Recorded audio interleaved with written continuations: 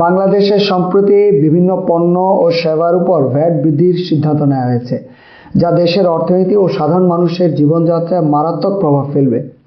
চলমান মূল্যস্ফীতি যখন সাধারণ মানুষের ক্রয় থেকে দিন দিন কমিয়ে দিচ্ছে, তখন এই ভ্যাট বৃদ্ধির পদক্ষেপ অত্যন্ত বিপর্যয়কর হতে পারে।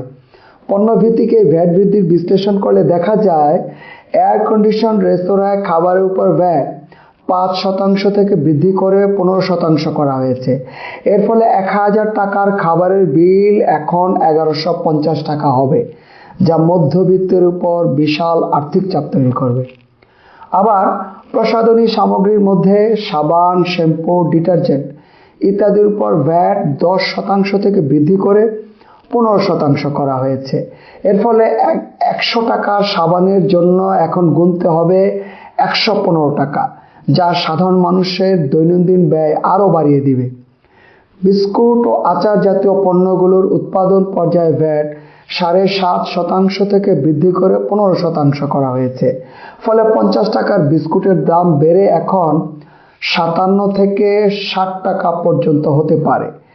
টিস্যু পেপার উপর ভ্যাট 7.5% থেকে বৃদ্ধি করে 15% করার ফলে 50 টাকার টিস্যুর দাম হবে 55 থেকে 60 টাকা।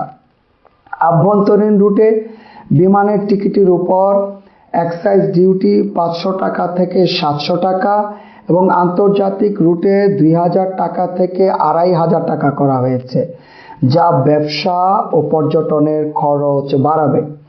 এই ভ্যাট বৃদ্ধির ফলে পণ্যের মূল্য বৃদ্ধি স্বাভাবিকভাবেই আরও ত্বরান্বিত হবে। দেশে মূল্যস্ফীতি ইতিমধ্যেই উচ্চমাত্রায় রয়েছে, যা সাধারণ মানুষের নিত্য প্রয়োজনীয় পণ্য ক্রয়ে ব্যাঘাত সৃষ্টি করছে। এমন পরিস্থিতিতে ভ্যাট বৃদ্ধির মাধ্যমে রাজস্ব বাড়ানোর পদক্ষেপ অত্যন্ত ঝুঁকিপূর্ণ। অর্থনৈতিক দৃষ্টিকোণ থেকে এই পদক্ষেপ অর্থনৈতিক স্থিতিশীলতার জন্য হুমকিস্বরূপ।